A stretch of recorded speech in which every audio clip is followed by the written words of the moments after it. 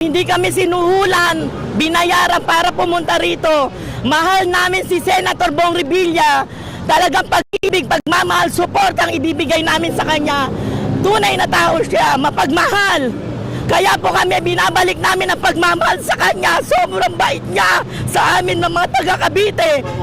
Sobrang pagmamahal sa amin, kaya po talaga kasama namin siya. Ipaglalaban namin. Hindi siya nag-iisa, Senator Bong Revilla. Mahal na mahal ka namin ng mga taga-Cavite.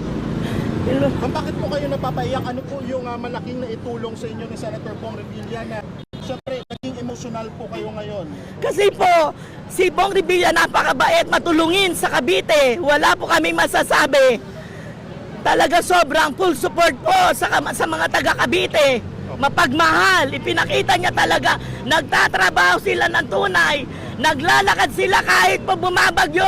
Nabaha, nandoon po ang pamilyang Revilla. Ipinapakita ang suporta nila sa amin. Pangalan po, mga parating. Abutin ng mga 1,000. Noveleta, nagpunta po kami ngayong araw dito para magpakita ng suporta para sa aming minamahal na Senador Bong Revilla Jr.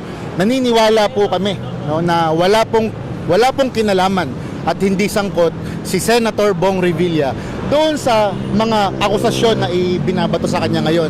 Hinarap niya ito paggabi, personal siyang sumuko, no, dahil naniniwala siya sa end niya na wala namang kinalaman, hindi naman para magtago, no, ang taong wala namang kasalanan at wala namang kinalaman doon sa usapin ng flood control.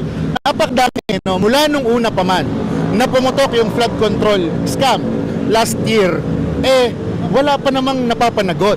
Wala pang kahit na sino doon sa mga lumutang na mga malalaking pangalan ang napapanagot. Bakit? Si Senator Bong Revilla. Nagtungo yung mamamayan ng Cavite dito ngayon upang ipakita yung aming suporta sa kanya dahil muli binabanggit po namin, naniniwala kami na walang kahit na anong kinalaman si Senator Bong Revilla dito sa usaping ito at ipinakita ng buong pamilya Revilla yung tunay na paglilingkod at pagseserbisyo sa mamamayang Caviteño sa panahon ng unos, sa panahon ng kalamidad. Kasama namin siya. Kaya po nandito kami, voluntaryo, no, na magpakita kami ng suporta sa aming minamahal na Senador Bong Revilla Jr. At sasamahan namin siya sa laban niyang ito, sa bagong laban na kinakarap niya.